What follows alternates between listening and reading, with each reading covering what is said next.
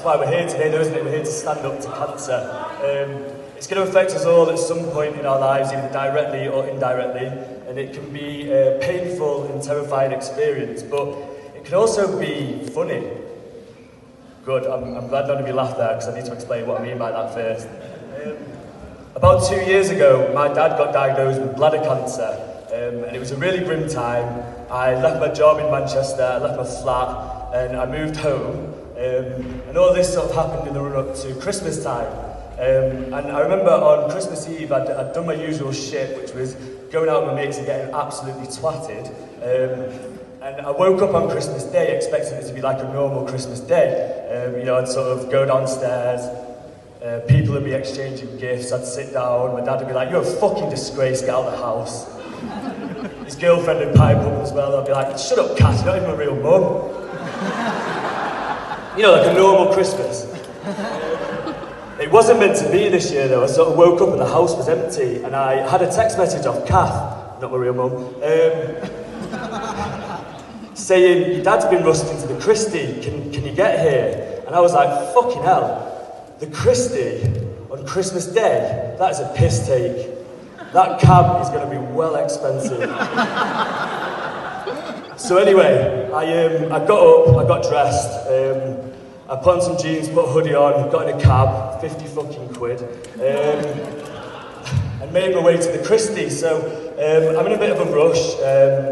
Kath texts me the ward where he's sat, so I sort of run in, and you know, there's doctors walking past, there's nurses, they're all beautifully giving up their Christmas Day to be there, there's family members visiting loved ones.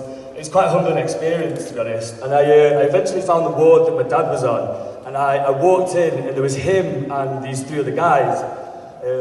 And they were all in a bad way, but their spirits were high, it's probably the morphine. And I sort of walked in, and you know, they all looked up at me, and I sort of looked at them, and then my dad looked at me, and I looked at him, and we sort of gazed into each other's eyes, and he said, "Why the fuck are you wearing a hoodie that says 'Don't fear the Reaper'?"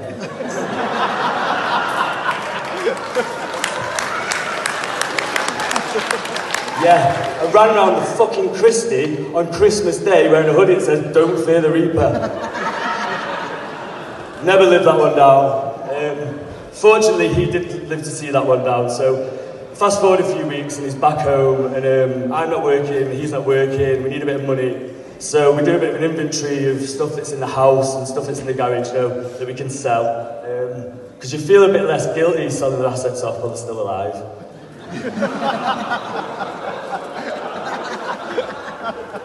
Plus, that money was going to come back my way anyway, so it was win-win. No. So, yeah, a few weeks later, I did my usual, which was going out with mates and got absolutely twatted.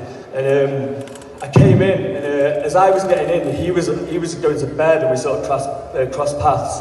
And it wasn't looking good at this time, it was quite bleak, you know, it was like a few weeks left, the treatment wasn't working, it was shit. And he sort of pulled me to one side and was like, you know, you're going to have to step up now, you're going to be the man of the family.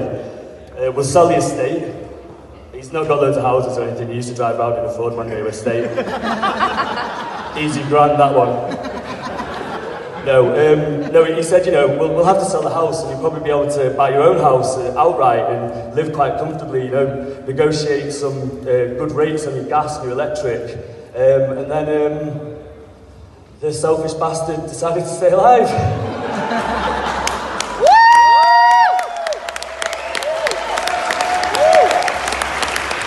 He honestly may as well have got 100 grand and fucking burnt it in front of me.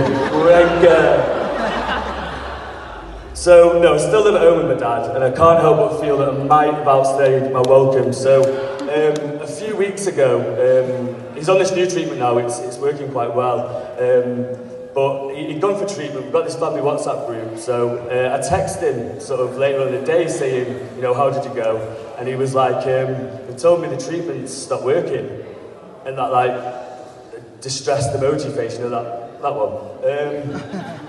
I was like, fucking hell, call me, what's been said? He's like, well, they told me I'm going to live to see one of three options. I was like, fuck, here comes a house.